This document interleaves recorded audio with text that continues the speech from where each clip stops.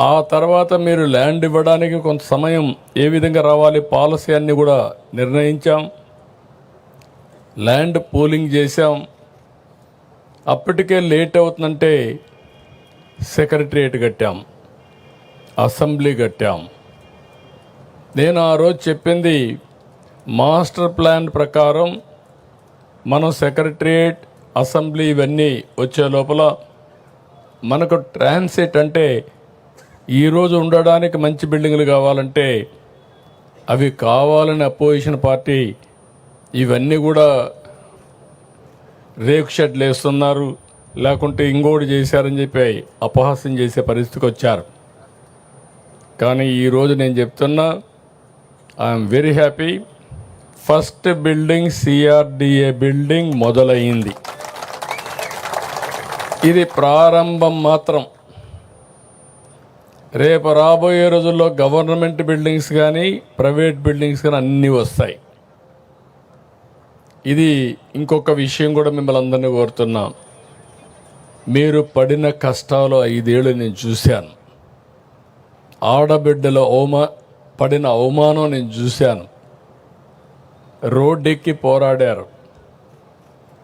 ఆ రోజు ఒకటి కాదు అనేక ఉద్యమాలు చేశారు. మీరు చేసిన ఉద్యమానికి అండగా ఉండడానికి నేను కూడా జోలి పట్టి డబ్బులు వసూలు చేసి ఆ డబ్బులన్నీ అజిటేషన్కి ఇచ్చా. శివారెడ్డి, తిరుపతిరావు వీళ్ళంతా చేస్తూ ఉంటే, కొండవాళ్ళందరూ చేస్తూ ఉంటే మీ ఉద్యమానికి సహకరించాలనే ఉద్దేశంతో చేశాం. ఆ ఉద్యమ ఫలితం ఈరోజు మనందరం ఇక్కడ కూర్చోగలిగాం. ఇప్పుడు నేను మిమ్మల్ని కోరేది, పడిన కష్టాలు మర్చిపోతే భవిష్యత్తులో ఓసారి మనం అటు ఇటు వెళ్ళిపోతాం. మీ కష్టాలు నేను చూసా, మీ ఇబ్బందులు నేను చూసా, మీ త్యాగాలు చూసా. ఆ త్యాగాల ఫలితాలు మళ్ళీ మీరు అనుభవించడానికి నేను అన్ని విధాలుగా మీకు సహకరిస్తానని మరొక్కసారి మాట ఇస్తున్నా. దాంట్లో అనుమానమే లేదు. ఫేజ్ 1 ల్యాండ్ పూలింగ్లో మీరు భూమి ఇచ్చారు. ఫేజ్ 2లో మీరందరూ కష్టాలు పడ్డారు.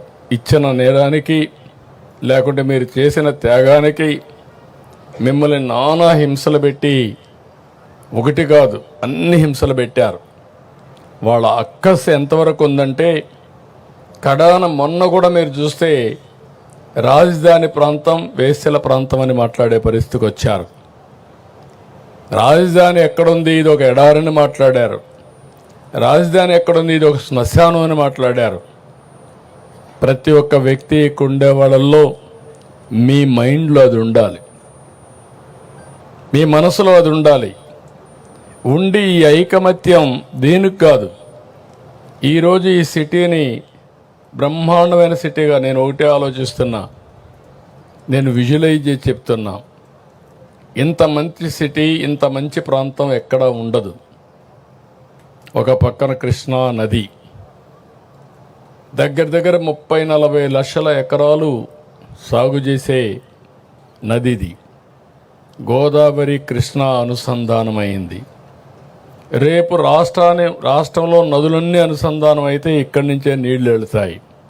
Fresh water. ఏ సిటీ కూడా లేదు భారతదేశంలో ఇలాంటి సిటీ. భారతదేశంలోనే కాదు, ప్రపంచంలో ఎక్కడా లేనటువంటి సిటీ ఈ అమరావతి అని చెప్పి కూడా నేను మీకు తెలియజేస్తున్నా. రెండోది, బంగారు పండించే భూములు ఇవి. మంచి గ్రీనరీ వస్తుంది. చెట్టు పెడితే చెట్టు బ్రహ్మాండంగా వస్తుంది. అలాంటి భూమిలో చెట్లు పెడితే ఇంక మీకు గ్రీనరీకి కొరత ఉండదు. అంటే ఒక పక్క బ్లూ, ఒక పక్క గ్రీన్. మూడోది, కొత్త టెక్నాలజీ వచ్చింది, గ్రీన్ ఎనర్జీ వచ్చింది. ఇప్పుడు అక్కడ వెహికల్స్ అన్నీ పెట్టారు. సైకిల్ దగ్గర నుంచి ప్రతి ఒక్కటి కూడా ఎలక్ట్రిసిటీతో నడుస్తున్నాయి.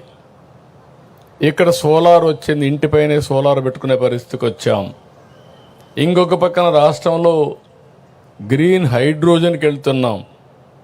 అంటే ఈ ప్రాంతంలో పొల్యూషన్ లేకుండా చేయడానికి ఏమేం చేయాలో అవన్నీ చేస్తున్నాం.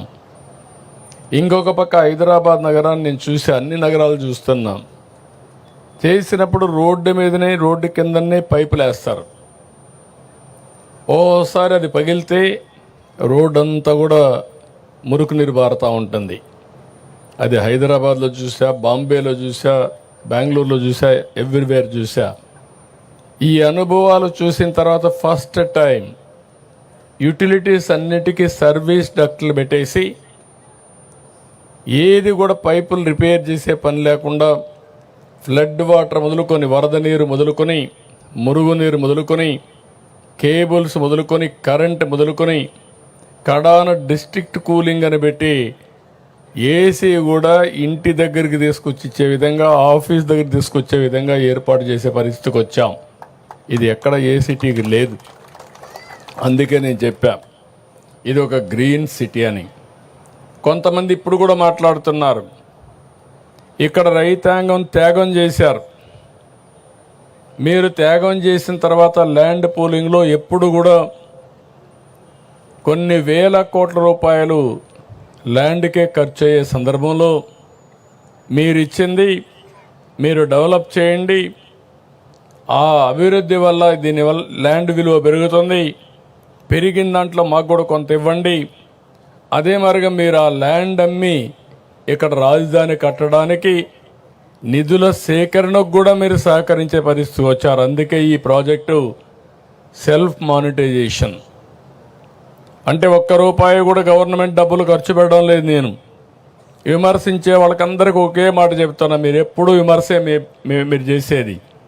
హైదరాబాద్లో నేను ఒక్క రూపాయి గవర్నమెంట్ డబ్బులు ఖర్చు పెట్టలేదు.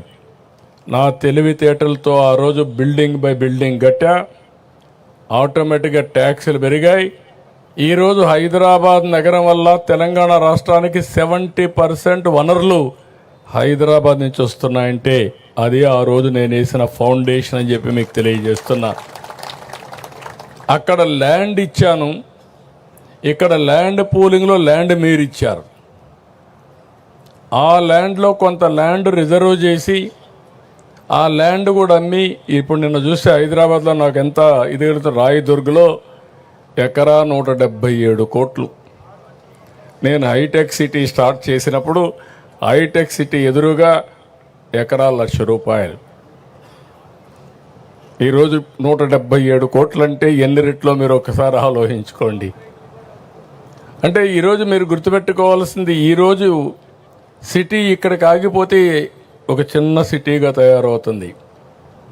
హైదరాబాద్ ప్రారంభించింది సైబరాబాద్లో, ఎయిర్పోర్ట్ ఎక్కడ కట్టాం, శంషాబాద్లో, ఇంకొక పక్కన గచ్చిబౌల్లో మీకు స్పోర్ట్స్ సిటీ కట్టాం. జినాం వ్యాలీ ఎక్కడ కట్టామంటే ఇంకొక సైడ్ కట్టాం. రామోజీ ఫిల్మ్ సిటీ ఇంకొక సైడ్ వచ్చింది. సింగపూర్ టౌన్షిప్ ఉప్పల్లో వచ్చింది. స్టేడియం ఉప్పల్లో కట్టాం. దాంతో ఏమైందంటే 9 మున్సిపాలిటీలు కలిపి ఔటర్ రింగ్ రోడ్ వేసి 163 కిలోమీటర్ల రోడ్ వేసి హైదరాబాద్కి ఒక వడ్డాణం, ఒక నెక్లెస్ తయారు చేసాం. ఆ రోడ్ని మీరు చూస్తే ఎవరు ఇప్పుడు చేయలే, రిప్లికేట్ కూడా చేయలే. ఇప్పుడు డెవలప్మెంట్ అంతా చుట్టూరు జరుగుతూ ఉంది. కోర్ ఏరియాకు ఎక్కడ లేని డిమాండ్ పెరిగిపోయింది. కోర్ ఏరియా ఏది? సైబరాబాద్.